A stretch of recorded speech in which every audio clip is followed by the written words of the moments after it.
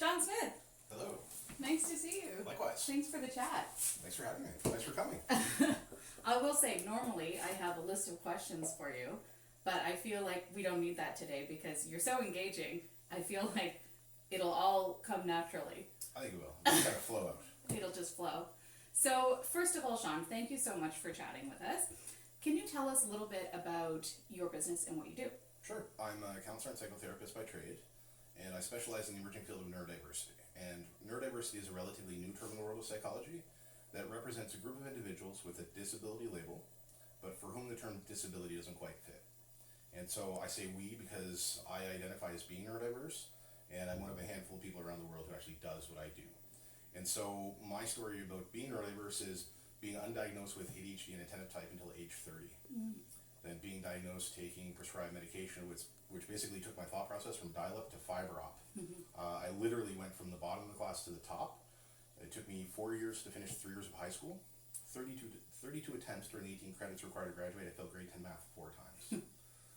Got snuck into college to play football. Managed to bring my grades up enough to go to university. I graduated with a whopping 2.3 GPA, undiagnosed. And then fast forward to about 10 years later, being diagnosed, and again, my thought process going from dial-up to fiber op, I decided to go back to school as a mature student. I took 5 courses, earned a new GPA of 3.7, and then in 2010, I was accepted to the Master's Education in Counseling Psych program at UNB on academic probation and graduated a year later at the top of my class. So very unique lens through which to help people. I was that kid, and now I'm a parenting expert. And so I work with a lot of parents of neurodiverse kids to help provide insight into their child's thought process, not to excuse behavior, but to help understand where the behavior is coming from. I can imagine that it would have been helpful to know as a child what was going on rather than at 30 going, okay, now I can make changes, and now there are options that are going to help me through school, right? Because that must have been very tough. Oh, it's hell. I mean, and this is how part of what makes me a great parenting expert is right. All this shit my parents tried that never worked, right? Is, my parents were very frustrated. They tried rewarding us, and so and I share with parents, reward systems do not work. Okay. They absolutely don't. And I know this because my parents would offer us money to pass a class, right? And it started off at $50, and it would go up. It didn't matter if it was $1 million. It wasn't that I didn't want the reward at the end. It's that I was not able to do the work through no fault of my own. And so reward systems, what happens is that if a kid with a disability or a neurodiverse child is not able to meet or work towards that and achieve that goal, how are they going to feel about themselves? And then the flip side of that is we're also very I guess when I was younger, I would use words like cunning and manipulative, and now I've kind of switched that to we're very resourceful, right? So if we're not able to identify that we're going to be able to achieve that goal and get that reward, then we'll switch gears and we'll try socially inappropriate means to try and get that goal, right? So what are we teaching the kids? That if you can't reach it here, because we've set the bar too high and it's not realistic, you're going to feel really bad about yourself, or you're going to manipulate, be extremely resourceful to get it, but you haven't actually earned it. So what are we teaching the kids in the process? Right. It's not realistic. You were set up to fail, and your parents didn't have the resources they needed. Well, and this is where it gets into even more challenging, right? It was part of it was the times, when I was in elementary school and I guess, the 80s and 90s, and this still happens in rural areas, I find, is that back then, having a child with a disability was perceived as a reflection of poor parenting. Parents would literally take that on and feel judged by other people. Like, what did you do for your kid to end up this way? Well, nothing. Other than exist, right?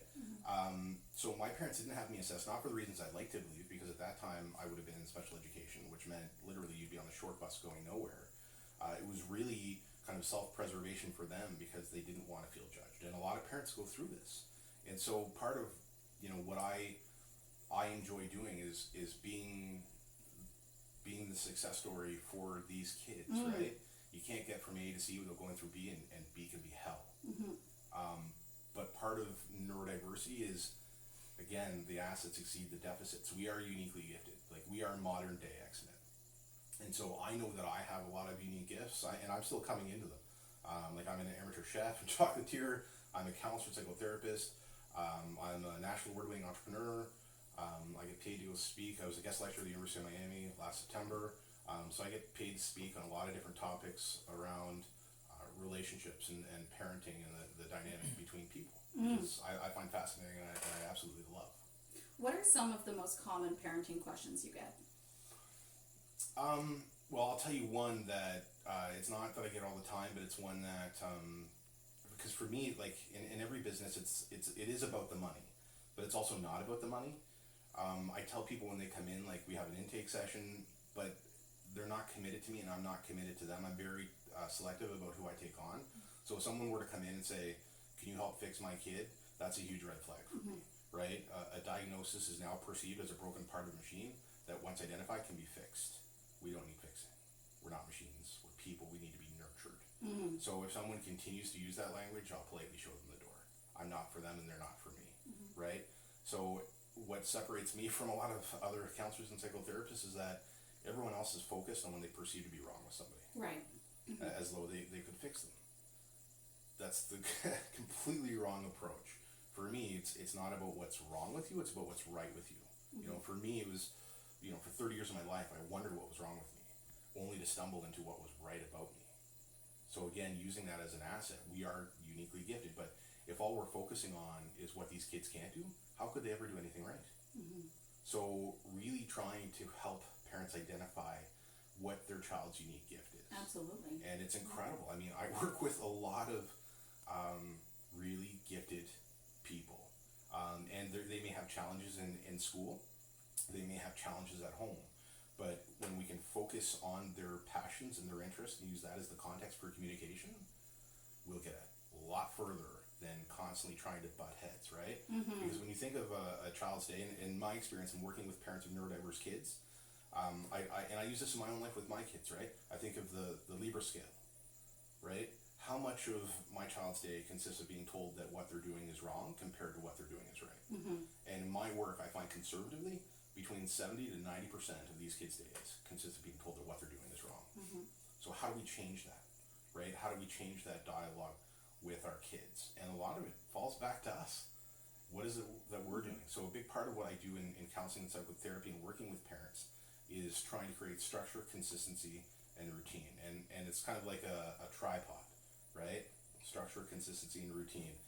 If you knock one of those legs out, the other two come crashing down. So a big part of that is kind of a breakdown in society. You know, when we were kids, our parents could sit us down in front of the TV and feel comfortable we were going to learn something. Well, TV's gone to shit, right? Parents will still do that with the expectation that kids are going to learn, but the morals at the end of the shows aren't there anymore. Right. And so if we're not modeling socially appropriate behavior for our kids, it's not a realistic expectation to think that they're going to learn this on their own. So part of this is being vulnerable. You know, we need to cry in front of our kids just as much as they need to see us angry, frustrated, mad. If we're not modeling how we handle difficult situations, we can't expect them to learn. And I think I have a 2-year-old, so one of the things I find difficult is knowing what's just a normal part of their development, and when they're testing us, or when there might be something more. So, for example, my daughter's favorite word is no. Correct. So would this be something that you would help parents with? It would be, usually if they're coming to me, there's a lot more going on. Yeah. But, you're saying it's a phase. Well, it's kids, I've been out of work a few different times, and so like having my experience, with education, and also like my work experience. This is my 20th job. Like, I've literally done everything from shovel crap to work at A&W McDonald's. I was a blackjack dealer in Lake Tahoe for a summer. I was a therapeutic foster parent in Maine with my wife.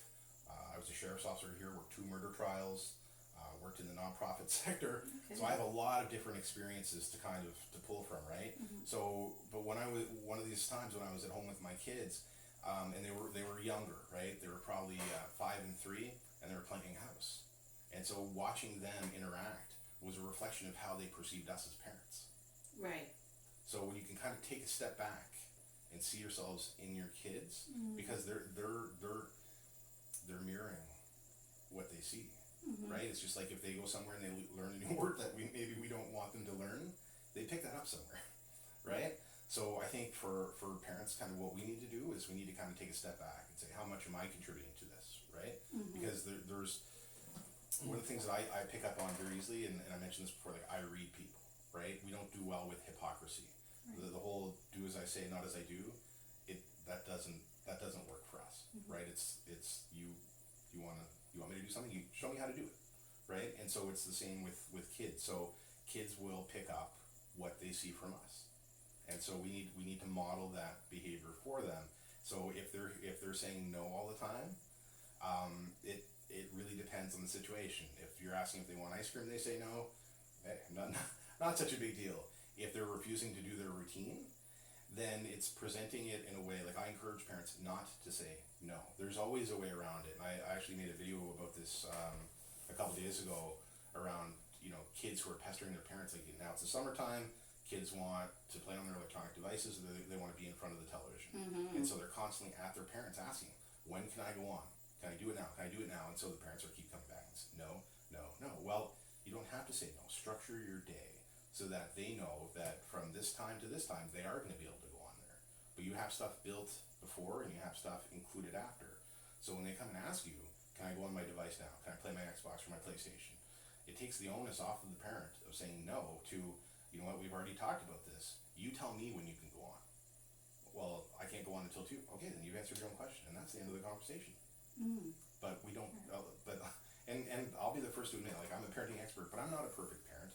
And anybody who says that they are, it's a red flag, right? If anybody tells me that they have all the answers and they can fix the perceived problem, right, huge red flag. I tell people, like, I don't have answers. I have perspectives to share. People will take away what they will. And I compare a lot of it to fad diets, right? If someone reads a book about a fad diet and then they take that on and it doesn't work out, do they blame the author? No, but they should. They blame themselves and they internalize that. And it's the same with all these parenting books that people read. They're preying on desperate people who are searching for an answer and they're searching for hope. So they invest themselves in this book. They'll take it on, they'll try all these different things, and when they don't work out, they don't blame the author, and they should. They internalize it and they blame themselves, and then that transcends down to the child. Okay. This is so interesting. Tell us what's in a name. We love the business name. Oh, Don't Diss My Ability? Yeah. That was really, it came about at a really cool time. I was working in the Northwest Territories, and I had to do an overnight, and it was a situation where a kid had run away, so we had to have eyes on him for 24 hours, and I just started taking medication. And, as a counselor and psychotherapist, my role is not to promote medication, but I do share my story and what it's done for me. And I also, attach a caveat to that, the same medication that I take may have adverse effects for someone else. So you really need to consult with a doctor or psychiatrist about that. Yep. But, the difference it made for me, if you can imagine an old rusty truck that somebody wants to fix up. So they pop the hood, they swap out the spark plug, they change the oil and the gas, and then they crank the engine. And you can see the engine start to rumble, you can see the flakes of rust start to chip and fall off. That's what happened in my head. Like, all of a sudden, things that I couldn't do, I could now do with relative ease. Like, all these aha moments, it was like, for 30 years of my life, I was in a constant haze, a fog that, I could be looking at something, plain as day, I would turn another direction, go back, and it was gone. Like, I couldn't remember basic instructions, I wouldn't play board games, card games, because I wouldn't want to be made to feel like a dummy in front of other people. And so when I started taking medication, it took my thought process from dial up to fiber up. Like, it was just all these things started to come together. Like, the pieces of the puzzle that were my life that never seemed to fit before, all of a sudden just came together in a way that they never had before. And so I was going to be up all night, and I just started writing. And actually, I had been listening to a lot of Eminem, and I just had this rap beat in my head. And so I actually wrote a rap, and the first word was, "Don't diss my ability." And it just came out, and then I had this little kind of poem rap that I wrote, and it just kind of stuck with me. But ironically, when I was going to go out and hang my own shingle, and I told people, like in the disability community, like, this is what I'm doing, this is what my business is going to be called, they laughed at me. They told me nobody would ever take me seriously. Really? Yeah, and here I am, like I'm an individual who self-identifies as having a disability, Yes. and people without a disability who work in the nonprofit disability sector Yeah. were telling me that nobody would ever take me seriously. And so now I'm actually recognized more in the States than I am in my own city or province.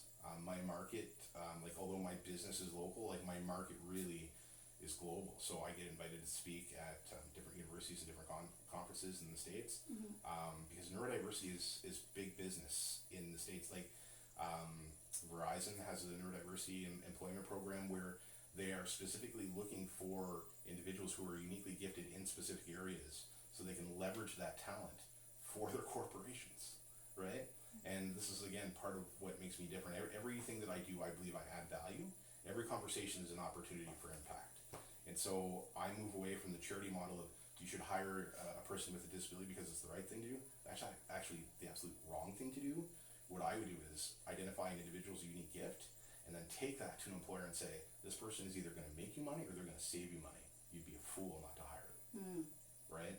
So it's about determining and helping that person to identify their value and their contribution to the world, and then connecting them with someone in my network who can help. And what's amazing is that we have you as a resource right here in our own Right back here. door in Fredericton, and that's why we wanted to chat with you because I mean you're a very inspiring person to speak with. Thank you.